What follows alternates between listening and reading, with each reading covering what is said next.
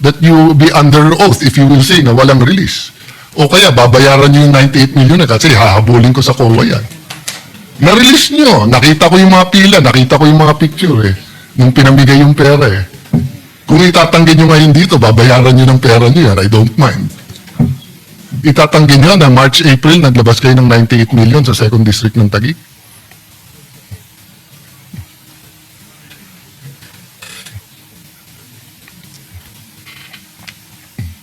May natira pa. 98 nyo pala inauthorize. Tapos after the election, tinuloy nyo pa rin. I think 60 na release nyo or 58. Tapos nagtuloy kayo ng another 30 million after. Well, Your Honor, pwede natin pasubmit yung DOLE ng official report sa inyo para makita nyo. Yeah, definitely. But Yeah. right now, the secretary is denying na may release eh. Na alam kong meron eh. Diba? I will not violate what I told. In fact, lampas na akong 1 minute, so yung dalawa kong tanong, hindi ko na itatanong. But, Mr. President, tapusin ko lang to na hindi ata maayos na magsisinungaling sa atin dito.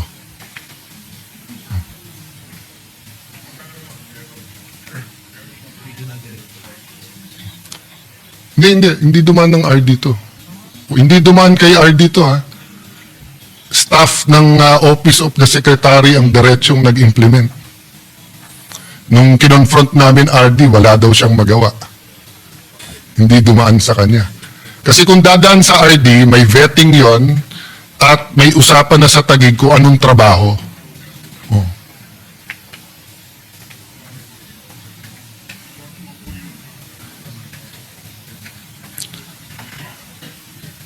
Well, ang explanation po ay dumaan po to sa region at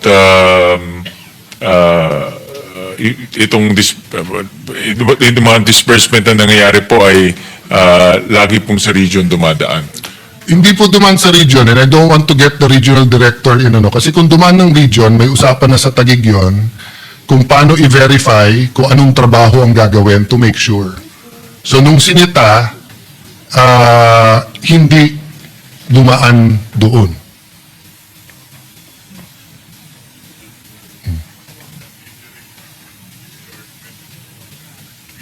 Kaya nga TNT yung disbursement eh. Hindi ginamit ang mga public covered courts or mga schools, etc. Kanto-kanto yung pagbigay ng pera.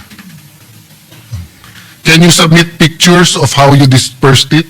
Lahat ng tupad sa Taguig, lahat ng AIX may pictures at yung dispersing officers nandun para siguradong walang kaltas. I think ang pinakamaganda is-submit po lahat ng mga disbursements for this year, for 2025, to include all the supporting documents, lahat po ng pictures, lahat po ng mga dispersing officers, submitted by Monday.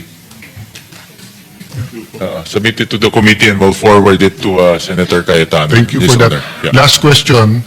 Bakit po in the previous, under your administration na, hindi ko alam kay, I don't know if I'll call him Sec or Congressman, I don't know him personally, I know your brother, but Senator Angara, Senator Secretary Angara, all ng EDCOM speaks highly of you.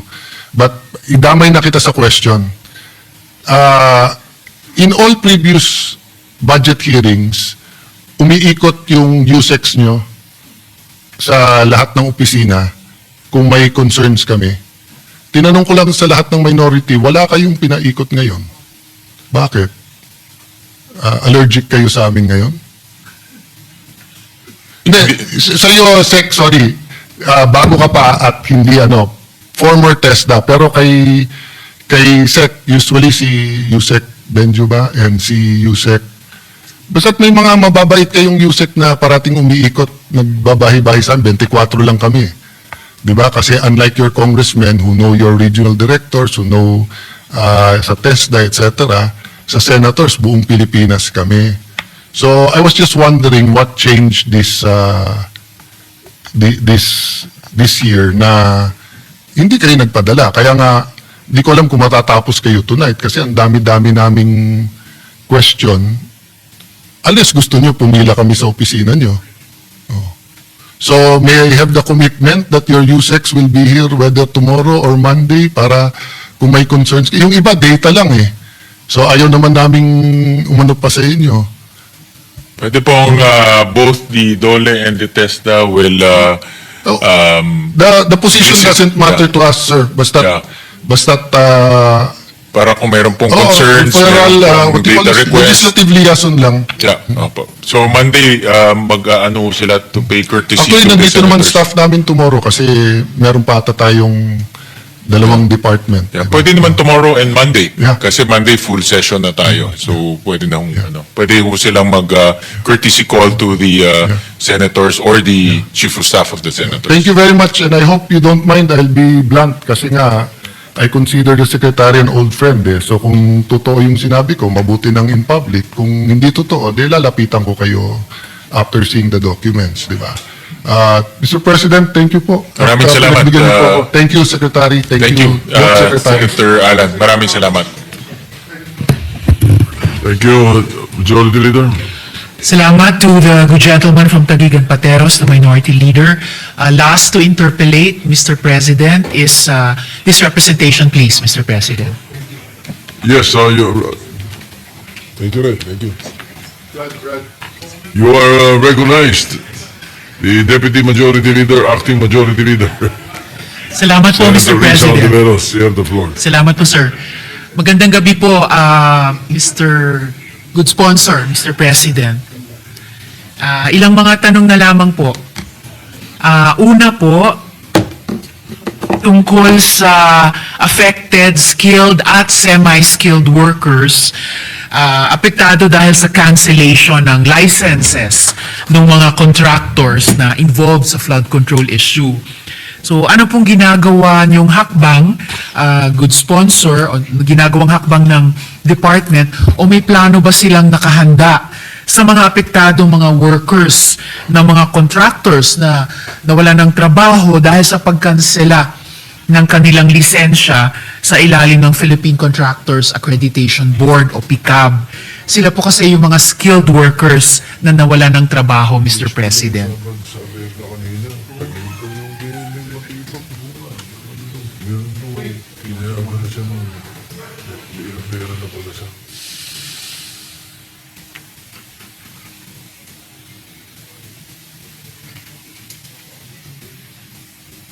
So meron ho silang ugnayan with mga association ng contractors because admittedly na merong slowdown in our construction industry at meron din ho silang mga temporary employment assistance dun sa mga temporary displaced na construction workers. Marami sa mga construction workers, mga ano ito hindi naman ho sila regular employees. Marami dito ay mga contractual employees. So meron silang mga temporary work assistance. And then meron din po silang mga convergence program with TESDA insofar as reskilling and upskilling. No? So ang importante lang dito, sabi ni Secretary, yung construction industry itself ay makipag-ugnayan sa DOLE. No? Kung meron mga displacement because of this flood control issue. Salamat, Mr. President. And bukod po dun sa temporary employment or work assistance, lalo na po dun sa mga manggagawang na displaced na deregular in the first place, bukod po dun sa reskilling at upskilling na importante, meron pa po ba silang ibang plano para magkaroon muli ng mas secure din po na trabaho itong mga construction workers na ito, Mr. President?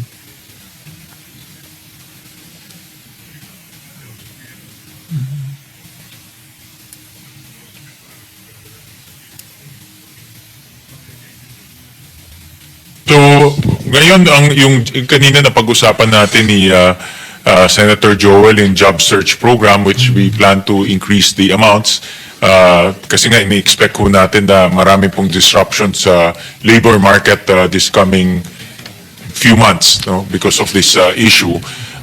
Meron pong ganun silang mga activities para ma-rechannel natin yung mga construction workers working in government. Baka merong available na trabaho sa private sector. No, kasi ang construction naman in the private sector hindi naman affected, tuloy-tuloy pa rin ang growth in the private sector. But at the same time, meron silang partnership with TESDA in terms of reskilling and upskilling. Ito, maganda rin to dahil baka in the meantime na wala silang trabaho, pwede silang magpa-certify, matuto ng other skills in the construction industry. Salamat, Mr. President. May figure po ba ang DOLE kung ilan ang naapektuhan nitong recent development, Mr. President?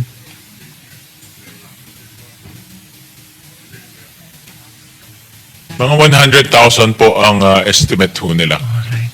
So, marami-rami din, Marami-rami rin. Mr. President. Marami-rami Opo, rin, ibig sabihin, 100,000 na pamilya na Yes, apektado oo, at yeah. talagang umaasa Correct. sa urgent at saka longer term Hopefully assistance masaluto DOLE ng at TESDA. private sector construction. I think may private sector nakikita natin despite na nawala yung POGO, I read reports na yes. it's coming may resurgence in office space. So ang hope natin is rechannel itong from government to the private sector. Okay. Salamat po, Mr. President. Dako po ako sa security of tenure at labor-only contracting.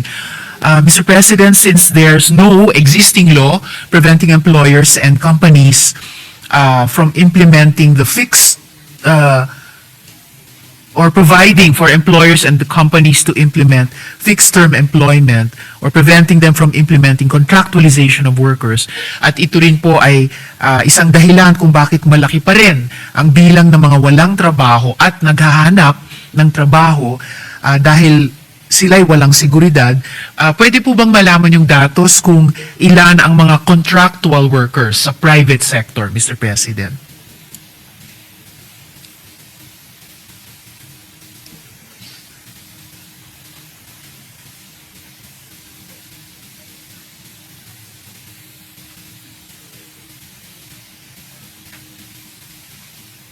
By in 2025,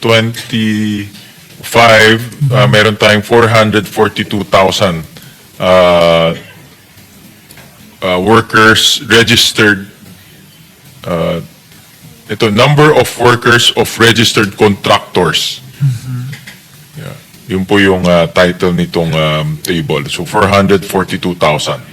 Ito na po ba yung total ng lahat ng contractual workers sa private sector, Mr. President?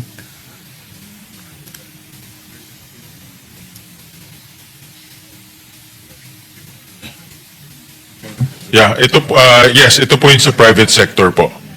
Okay, salamat, Mr. President. At kasama po ito sa trabaho ng labor inspectors, tama po ba? Tama. Na i-monitor yung bilang ng contractual workers sa private Correct, sector. yes, tama po. Alright, salamat po, Mr. President. And another point, Mr. President, may mga reports kaming natatanggap na marami-rami ang mga kumpanya na patuloy na nagva-violate ng labor code. Particularly po yung itong labor-only contracting.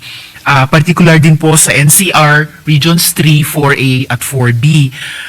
Pwede po bang magbigay ang good sponsor ng impormasyon at saka ulat pagkatapos ng conduct ng inspections sa mga rehiyong ito kaugnay ng labor-only contracting, Mr. President?